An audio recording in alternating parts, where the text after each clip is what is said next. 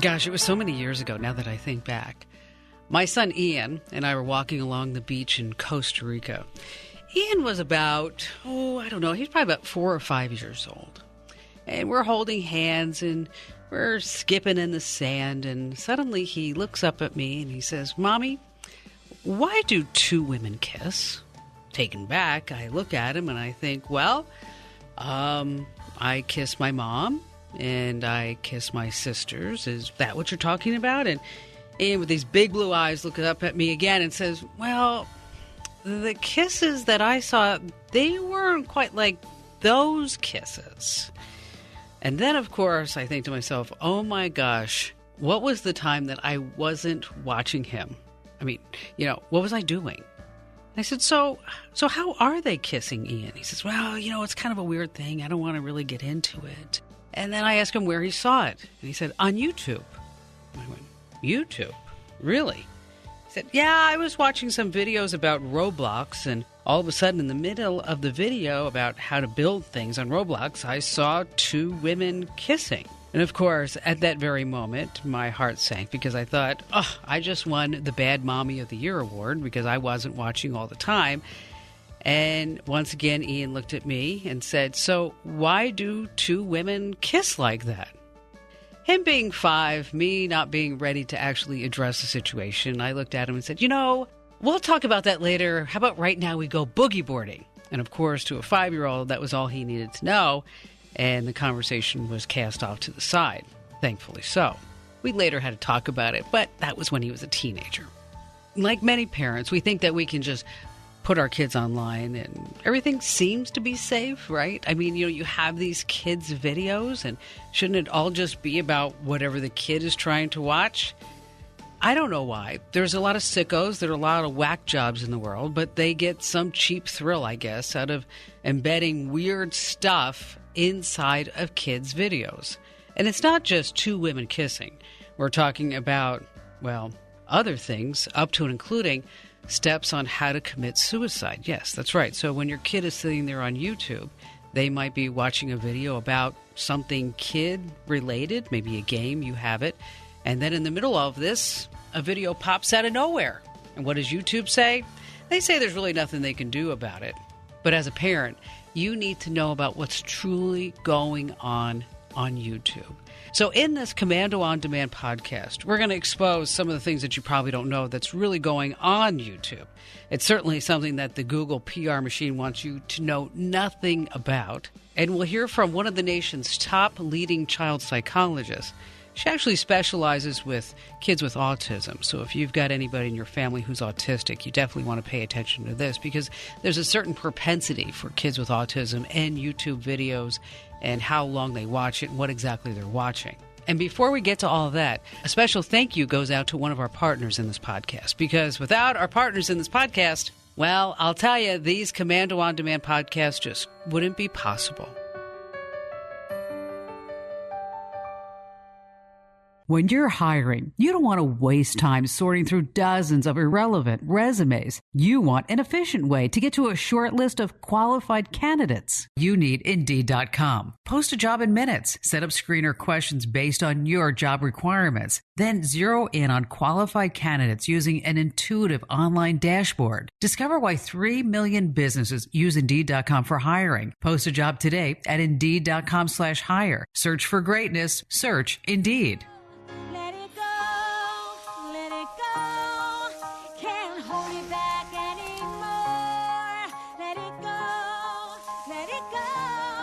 Yes, of course, that's Let It Go from the movie Frozen. Frozen, since its debut in 2013, has generated, last time I looked, it was $1.3 billion. Okay, huge success.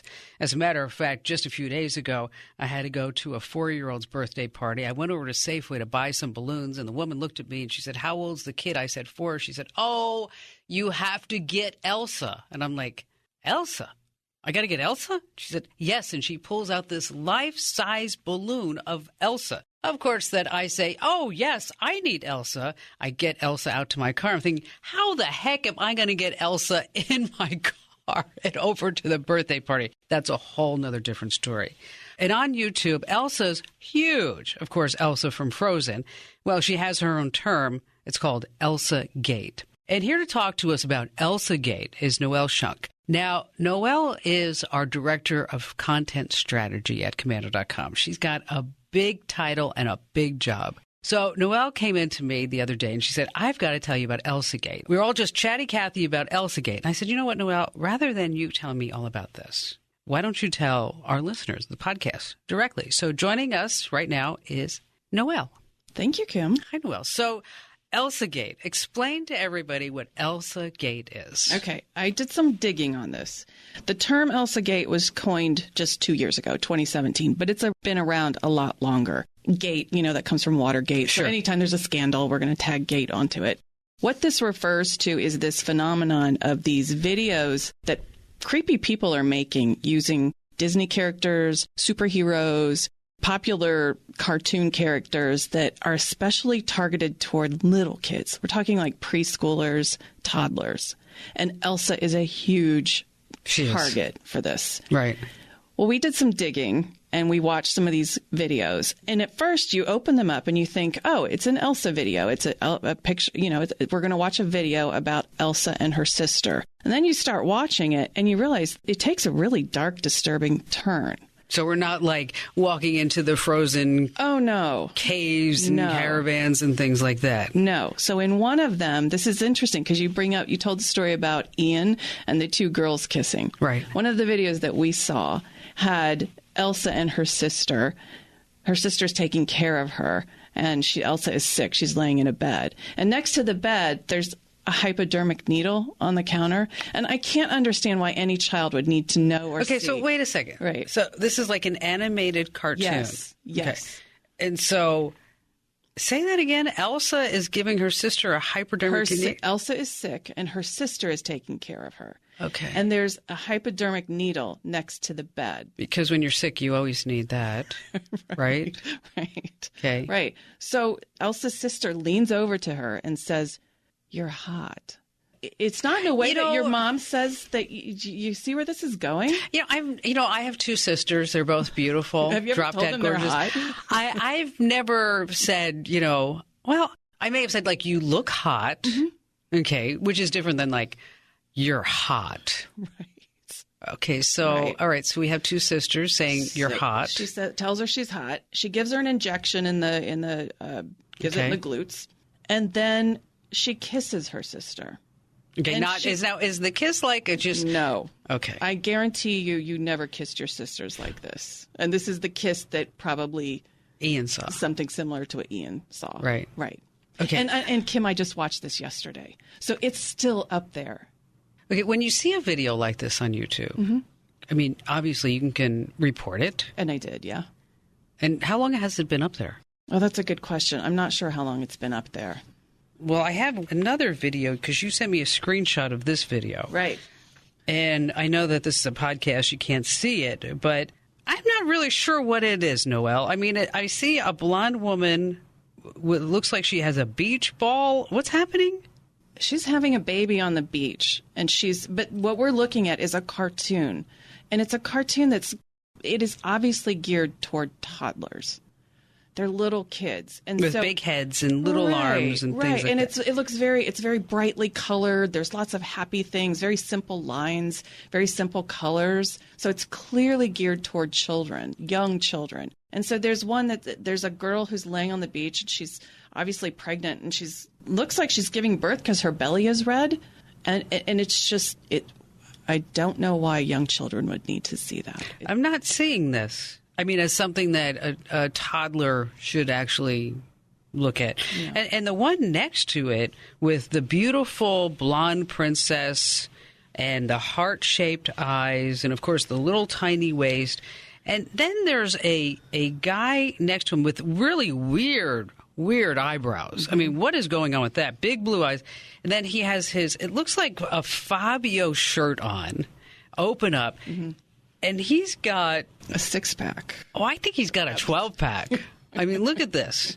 With look at the little tiny boy shorts he's got on. Mm-hmm. And he's got like this sinister look, giving the princess something. Right. So you know what I thought when I saw this?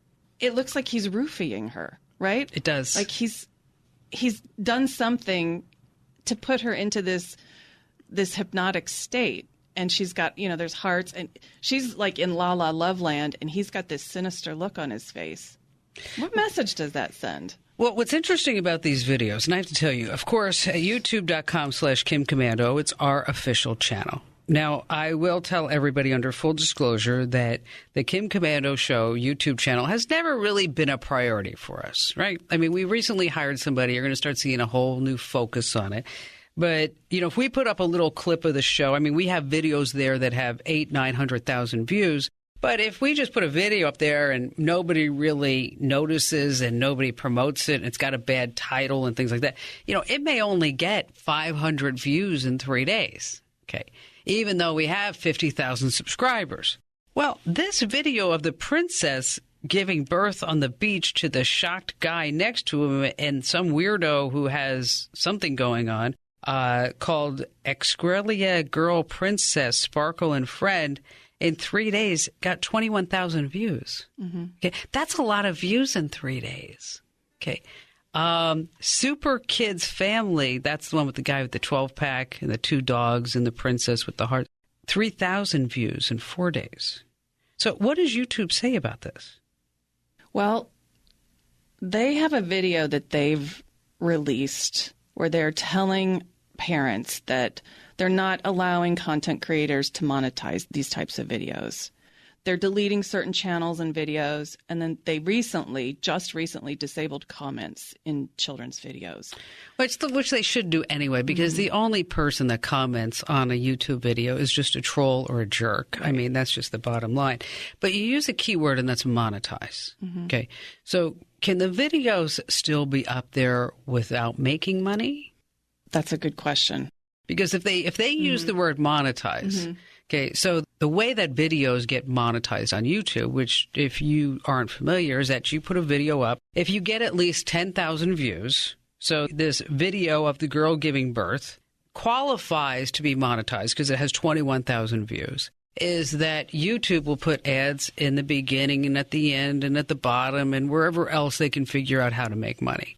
So YouTube is saying now if it's videos that shouldn't be there, that they can't monetize, which doesn't mean that all the videos will go away. Right. Okay. And YouTube has always taken the stance that they depend upon algorithms in order to control the content on YouTube. Now, if you're not familiar with algorithms, let me tell you something. Algorithms are just computer programs, if, then, or else statements.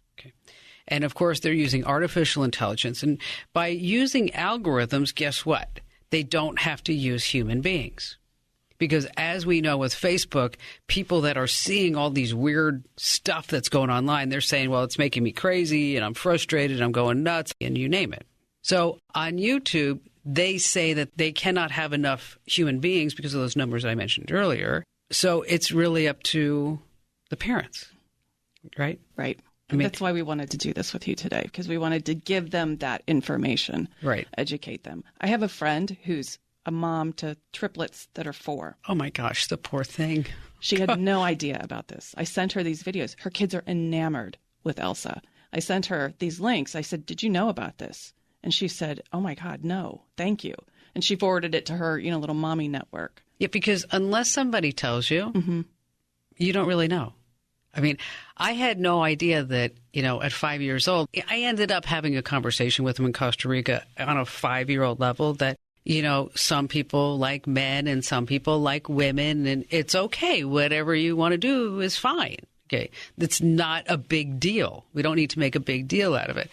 But at that point, that's when I started using the word with Ian, uncomfortable. So if you start seeing something online that makes you uncomfortable, just come talk to me about it. And boy, over the years, I've seen a lot of things. I've heard a lot of things. Anything from, what's going on in Minecraft and Roblox and Fortnite and Xbox and people that are going online. As a matter of fact, he called me on his Xbox once and put the headset on because he's like, does this guy sound like he's 10? And it's like, hi. It was like a man trying to pretend to have a preteen pitched voice. And you really have to be all over this stuff. So the parents that think that they can just have a plug-in babysitter, that's just not happening. Because you never know what's going to turn around. You never know what's going to be the next thing that's happening. So what else did you learn about Elsagate? So there were some tips that came. I don't know if we want to do those now or at the end. But one of the things that YouTube says is they encourage parents to set up a family account. But here's the thing. This is what really bugs me about it, is they say that way you can monitor what they watch, share, and comment on. So they are putting it on the parents to do. Of course. Right? And then they say you can turn on safety mode, which is a filter that limits some content. They say that. It'll filter some adult content. It's not perfect, and you have to be logged in. So there's no way to make sure that they're not logging out. And kids are super smart. You know that. Right. Like they're going to find ways around Did it. you see that video of Andrew Babinski's little girl, Eloise? Yeah. Okay. I don't know if that's great or disturbing to me. And Andrew and I have talked about it because Andrew's daughter is, I guess what, she's 13 months. She can pick up Andrew's phone. I mean, log into YouTube, pick a video, make it go fast or slow, go to the next video. And the problem, as I explained to Andrew, is that once the kids see these things, they can't unsee it. Right. Did they give any other tips? Because so far, I think their tips are really lame. It is. So they have one more lame tip, and that's to subscribe to channels. And then that way they get notified when they get updates. And there is a YouTube Kids app if you're using a smart device that works on that. But if you're watching it through the television, the app doesn't work there. So, or the computer or tablet or on the computer, or whatever it may so be. You still have to monitor. And there's ways around that. So it really is up to. So my friend, the mother of triplets, she maintains control of the remote. She doesn't give that to her kids. So she's on the job.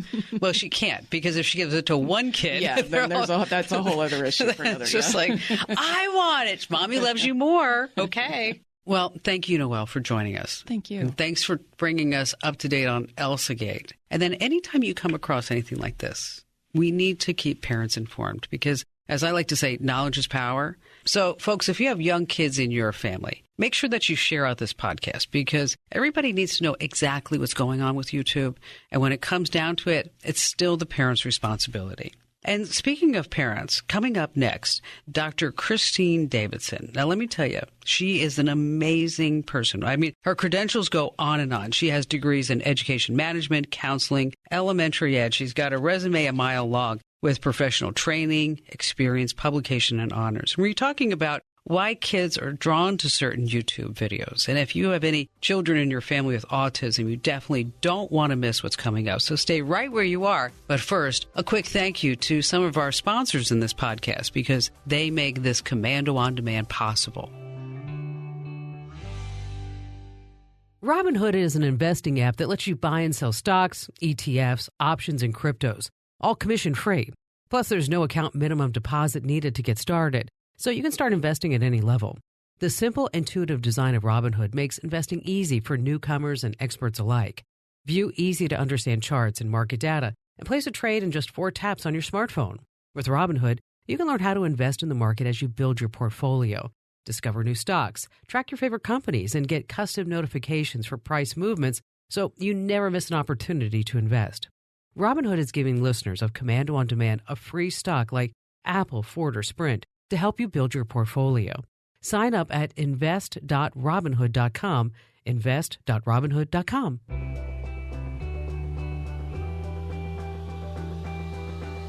Hey, welcome back. We're going to take a few minutes now and speak with Dr. Christine Davidson.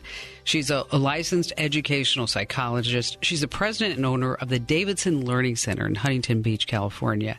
And as I mentioned, she's got all kinds of degrees, and she works with kids and adults of all ages. And she specializes in kids with learning disabilities and also kids with autism. And I will tell you here at the onset that Dr. Christine Davidson, well, she's hot. And Dr. Christine Davidson is also my sister. And if you noticed, I didn't say, Christine, that you are like hot. I said, you're hot. You're good looking. Yes. You're beautiful. Okay. Oh, well, thank you. Well, thanks for joining us. And you heard us talk a little bit about Elsagate and what's going on with YouTube. What have you seen in your practice? Well, in my practice, I do test students and I do listen to kids tell me things and parents tell me what's going on with them and their lives. And a few stories that I've had lately have been very disturbing. One was a little mother that was reading with her 3-year-old in the room, in a living room, and a Disney Junior character video came on, and she started watching it with her. And she said, let me see what she is actually viewing. And she was very shocked to learn that it was monsters, turning kids into monsters. And this mom told me that this was an eye-opener for her because this app is being used at her local elementary school. And she asked me, she said, how can these apps slip through the filters and get in the algorithms, and why is there not more policing of the content that appears in front of very young children? And these inappropriate clips have millions of viewers. Well, and that's the point. See, a lot of people think that for some reason that the app is going to be the police. They're going to control all this. But obviously that's not the case. Right. And another parent told me that she has a little toddler, and he's learning to spell 3-letter words, and somehow he was on a nursery rhyme app, and up came how to have sex at school. Wait, and, what? Yep. How to have sex at school with a 3-year-old? Yep. And what she was very concerned about was it started showing them very explicitly how to do it. I have another mother that shared that she has an 8-year-old boy who she walked in the bedroom and he was naked with his friend, and they were laying on the floor. And so she asked him, where did you learn this? And he said, YouTube. Now, the sad thing about this is in the old days, when we were younger, there was usually some kind of abuser or perpetrator, but there's no abuser or perpetrator unless you want to consider YouTube to be those. So that's what, our kids are being exposed to. Because you're right. When you're right, though, when we were growing up, there was that person in the neighborhood, so to speak, right? It was the house that you always avoided. It was that person at a party, or maybe the long distance family member that your mom warned you about. But the moment that you open that internet line into your home, and so many parents are using the internet as a babysitter, right? Right. They are. It's much easier to do. And, some of the other stories that I hear, this one is near and dear to my heart because this is a little 13-year-old girl, and I have a granddaughter that's 13 years old. And she went on Snapchat and started making friends with this man who was 23 years old, but told her he was 16, and he went to another local high school. And he started asking her questions. What do you like? What is your favorite color? What do you like to eat? And then he would say, oh, those are my favorite things too. So what happened with this was that he convinced her to pretend she was sick, and she got to stay home. Her parents went to work. He showed up at her door and said, I'm here to watch a movie with you. And she said, okay, great. So he came in, raped her, and then beat her up, and then left. Oh, God. Poor thing. Oh, my gosh. So, what we need to teach people or children, how their privacy is compromised, okay, and the long-term effects. So another story is about a 12-year-old girl, and her mother told me that she went on YouTube or Snapchat, one of those, and the man came on, and he said that he was a 16-year-old, and he said to her, I want you to take your clothes off. Okay, she took her clothes off. All right, then she went down and ate dinner. She came back, and he was on there again saying, I need you to take your clothes off again. So she said, no, I'm not going to do that. I don't even know you. And he said, well, I have your video of you taking your clothes off and you're nude, and if you don't do it again, I'm going to expose you to millions of people. So she started crying, and she said, why are you doing this to me? And he said, you are mine now.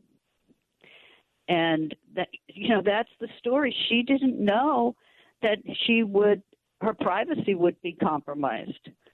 And so we have to teach our children about that. And I have those conversations with my 13-year-old granddaughter all the time. And I tell her about this and about how she can avoid and never give out personal information. But you know as well as I do. I mean, a 13-year-old, we think we know everything at that age, right? Right. I mean, and it's not until we get into our 20s. Well, I think I was like 23 when I actually called mom and dad and I said, oh my gosh, you guys are so smart. I remember that too. I am so sorry. I was such a pain in the neck. Really. It's usually about 21. I was a little slow on the uptake. Sorry about that. Well, we're going to take a quick break, Christine. You're going to stay with us, right? And when we come back, we're going to talk more about kids and what we can do as parents and adults. And what I'd really like to zero in on are some signs that parents and grandparents can be looking for, that there are issues, because a lot of kids don't like to talk about what's going on online. It's their iPhone. It's their account. It's all theirs. First, a quick message from some of our sponsors who help make these podcasts possible. It's 2019, and technology has grown leaps and bounds since 1999. So why are you still using that old, outdated software?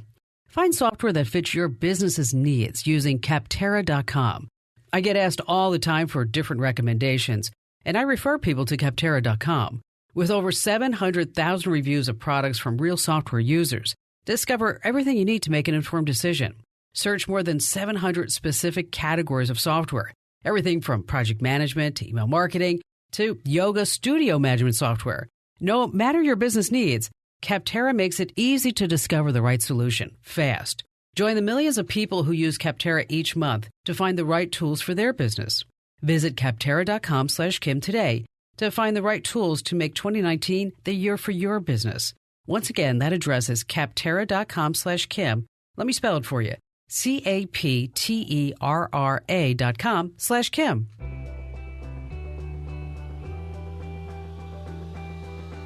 Hey, welcome back to this Komando on Demand. We're speaking right now with Dr. Christine Davidson. And in the interest of full disclosure, not only is she so smart, so beautiful, so giving, so talented, so amazing, she's also my big sister, right?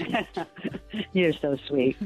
It's all the truth. I love you dearly. You know that. I say that all the time. I know. And same here. We know that. And we're talking about kids and YouTube. Are there any signs that parents and grandparents should be on the lookout that there could be something wrong? Yes, absolutely. You have to observe their behavior. Is there any changes in behavior? Are they eating more or less, or sleeping more or less?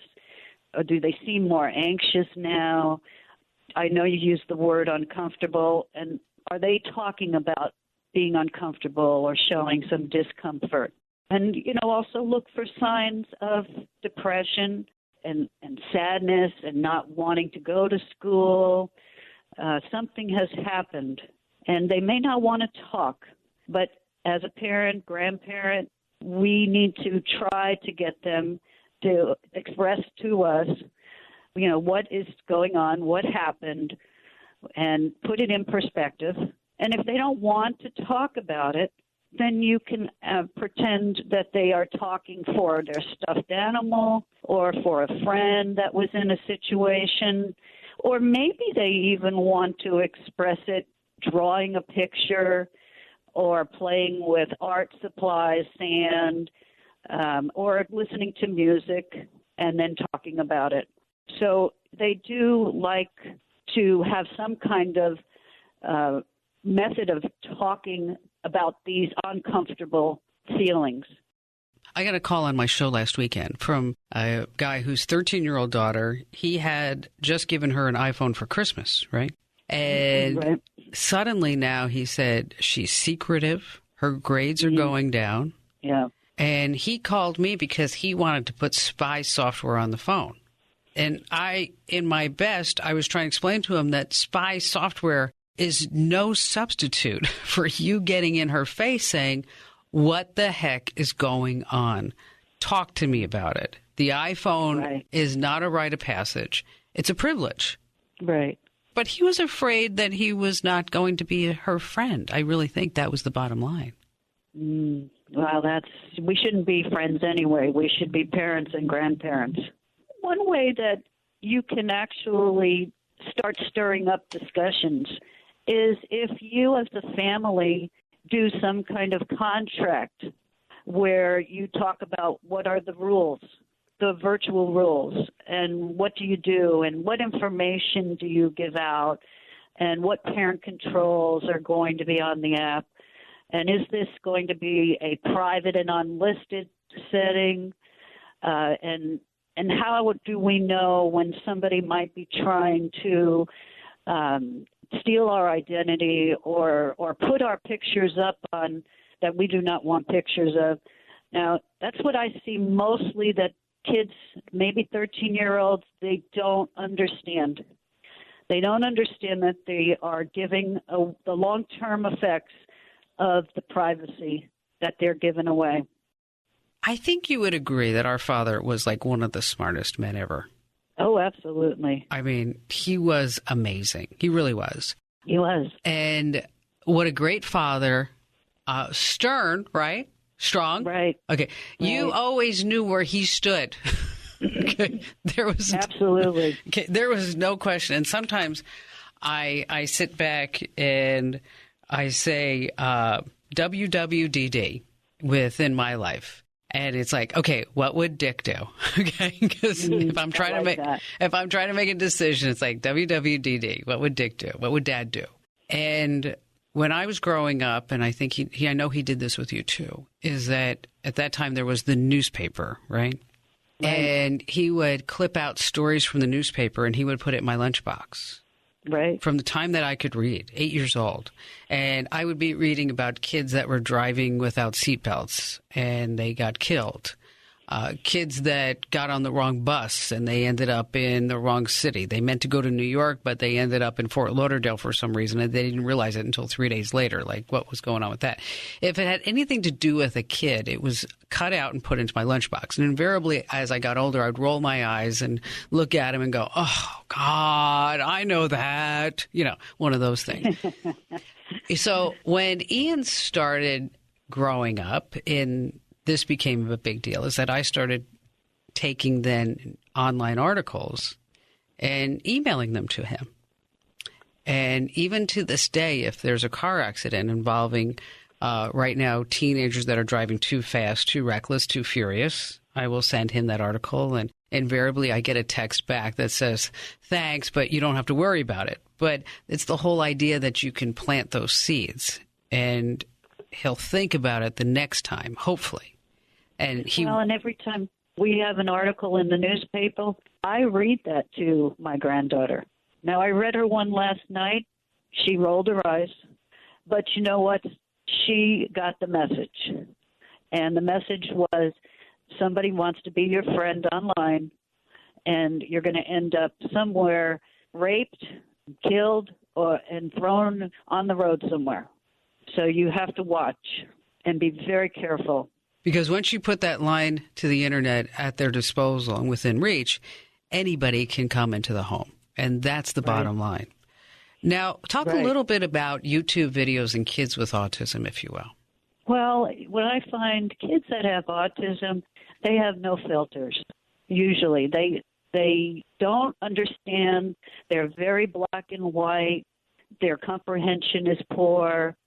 They trust adults. So we have to teach them about stranger danger, not even going in a car with somebody, but imagine when you're online. So what our parents, I tell my parents to do, is that you have to monitor, watch with them, ask them how they're making scores and points, put on the privacy settings, the parent controls, and watch what they're doing. You have to be right on top of what's going on, especially with kids that have autism, because they have difficulty filtering out what is right and what is wrong. We teach social skills at my school, and that's because our kids don't get it. If somebody came up to them and said, your mother was in a car accident and she's in the hospital, and I want you to come in my car right now, most of my students with autism would get in the car. So we have a double responsibility to teaching children with autism about safety. And your school is a unique institution. Yes. Why don't you talk about it a little bit? Because I'm so incredibly proud of you. Oh, well, thanks. I worked in the school district for 25 years, and I was a teacher all the way up to assistant superintendent of HR. And I just decided one day, I know what kids need, and I'm just going to do it. So I started in my house, and that quickly flourished. And now we're in a school. We're in a Christian school where we rent classrooms, and our students receive one-on-one individual intervention, and that's with a one-on-one credentialed teacher. So what happens is I test the students. I perform 4 hours of academic testing, auditory processing, visual processing, oral language, and from that 4-hour testing, I develop an individual program for them. So it's a prescription, and from that prescription, we bridge differences. We bridge learning gaps, and we're very successful. You're being very humble. I mean, you are incredibly successful, and the success rate of your students afterwards, it's amazing. You take kids that basically a lot of times people say, I don't know what to do, and you take them. You're like Mother Teresa of education, and you mold them and you move them and you make them self-sustaining adults, which is incredible. Well, thanks. I really like what I do. I'm very blessed. I have a great staff. It takes a village. Our parents are wonderful. But I have one story that I have a student that was a 7th grader. When I got her, she was reading at the 1st grade level. After 1 year of being part-time at my school, her mother pulled her out of her public school, put her at my school part-time. She was tested by the school district at the end of 1 year, and she was reading at the 5th grade level. Wow. So, we used Lindemood Bell. We used auditory processing programs. We used the Common Core state standards. But really, we just taught her how to read. And when she first came, she would not read out loud. And now she reads out loud all the time. As a matter of fact, she is in a general education high school. Really? And yeah, that's something. She went from our school to a private Christian 8th grade, and then she went to the local public high school. Now, I haven't heard from this mom, and that means that's a good thing, because I always tell all my parents, if you need me, you need something, I'm here. I'm here for you. And if I don't hear from you, then I'm going to assume everything is working well. Which is a real testament, though. I mean, because you want them to keep going. You want them to be self-sustaining. And let me tell you, folks, if you have any interest in education, if you want to learn more about Dr. Chris Davidson, and Chris, thanks for joining us. Yeah, absolutely. Thanks for having me. Really appreciate it. Head over to our website. That's drdavidson.com. Once again, that's Dr. Davidson, Davidson.com.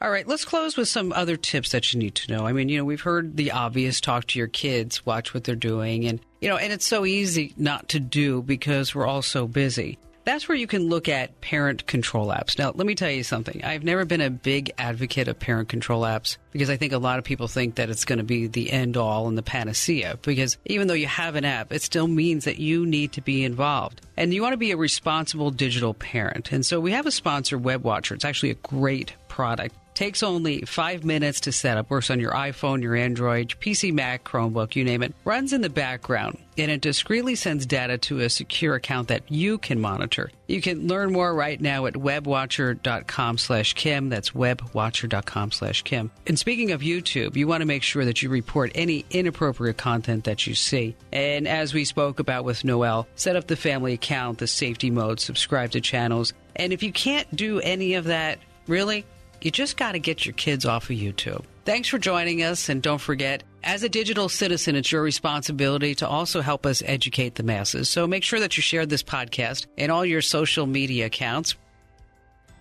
I'm America's Digital Pro, Kim Komando. Hey, stay up to date with all the Komando articles and podcasts with the Komando app. It's free, and you get notifications for podcasts like this one and the very latest articles on everything digital and those security alerts. And if you like this podcast, do me a favor. Don't forget to subscribe. Head over to iTunes, Google Play, and also give us a great 5-star rating and review us because that helps us better our podcasts and also helps more people to find our podcasts. And that's what it's all about. So thanks for listening. I'll see you next time, and I'll see you on the radio for the Kim Komando Show.